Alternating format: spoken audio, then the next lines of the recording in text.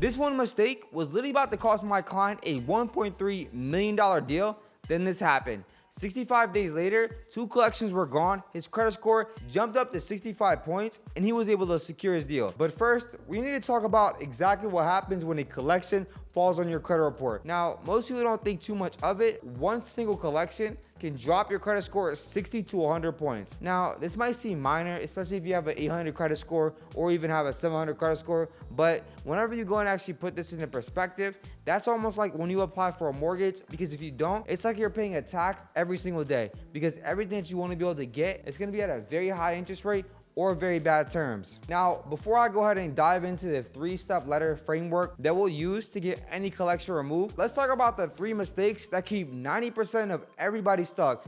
Now, the first mistake, right, is being able to call the collector. Now, I know, it seems productive, right? You have to be able to go ahead and make them prove they have valid reasons in order to be able to go ahead and collect on this debt. Because as soon as people see it on their credit report, they freak out and think that, oh my God, I missed this bill and I have to go in and pay it. But by the Fair Credit Reporting Act, they're actually protected by any inaccurate information that's on their credit report. So what you definitely don't want to do is to reach out to the collection agency right off the bat, is because the collection agency, they're going to have a recorded line, and what they're going to do is get you into a verbal contract. So since you never signed any type of contract with the collection agency, then the only way they can be able to legally collect it from you, right, is by you being able to admit to the debt. So once you do a verbal contract, now you automatically set the statute of limitations for 7 years. And now they have an official contract on how they can be able to collect it from you. Now, the mistake number 2 that I see is automatically paying off the collection account.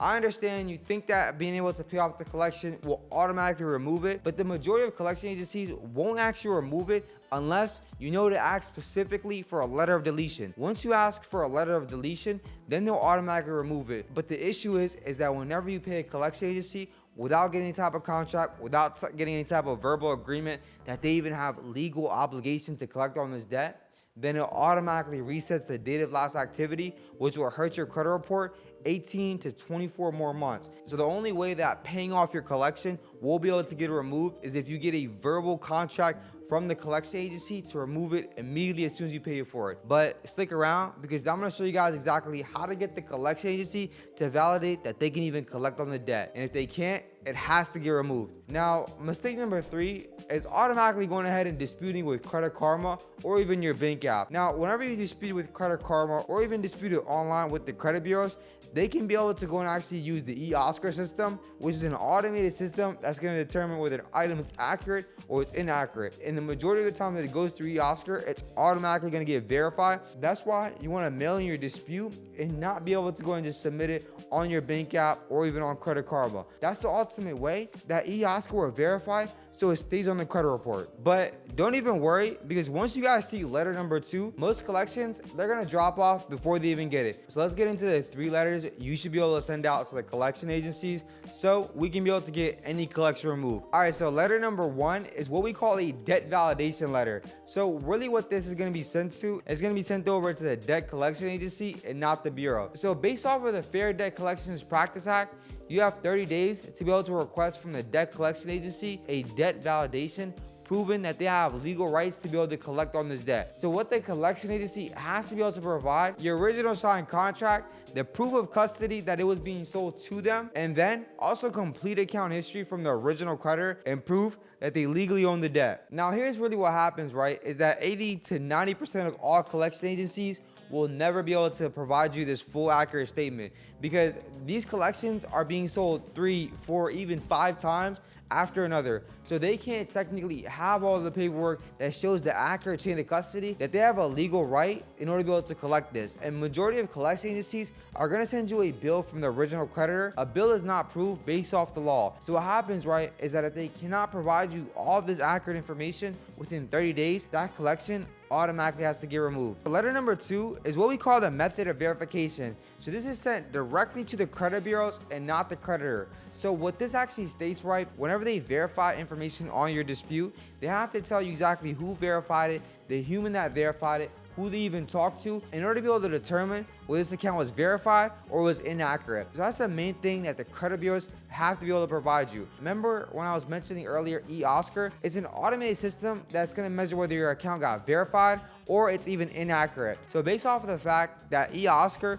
is not going to be able to verify any of this information, instead what it will do is be able to go ahead and pull information from its own system. And as long as the couple of things match up, they'll automatically verify it. So that's why the account will have to get removed based off of the law. Now, let's assume that you went ahead and actually paid off the collection. So this letter is only going to be sent out after you pay off the collection. So whenever you go ahead and pay off the collection, majority of the time, the collection agency will not remove it. They'll just simply state it's a $0 balance. But the problem with that is you want to be able to go ahead and get it fully removed off your credit report, because the late marks and the negative remarks will still show up on your credit report. And if you apply for any type of funding, or you apply for any type of house, and if you apply for any type of credit, it's gonna raise a lot of red flags. So it's always best to be able to get that account fully removed. You'll send this goodwill letter to the actual collection agency. So basically what this states is just a nice way to tell them, hey, I already paid off this account. Please go ahead and remove this off of my credit report because it's really hurting my score. So we just went over the 3 letters on the exact ones that you need to be able to have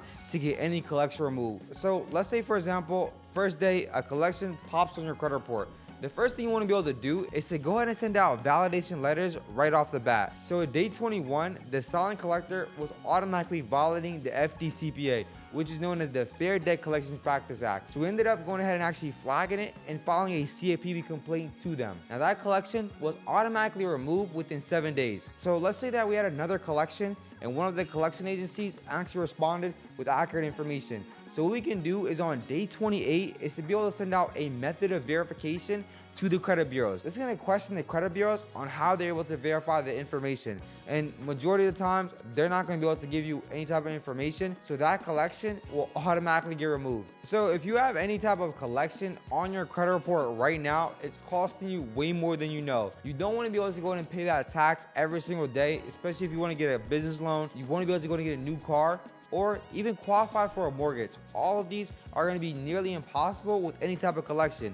The great part about this is that most collections are illegal and the laws are on your side. So being able to leverage the right laws is going to be able to help you get any collection removed off your credit report. So what I want you guys to do is, after you watch this video, if you have any type of collections, one, go and sign up on our newsletter. Even if you don't have any collections, this will still help you out, and I'll be able to send you guys over a free template on how to get any collection removed. Don't forget to subscribe and make sure you guys get us to 10K subscribers as soon as possible. We're dropping new videos every single week for you guys. And like always, I'll see you at the top.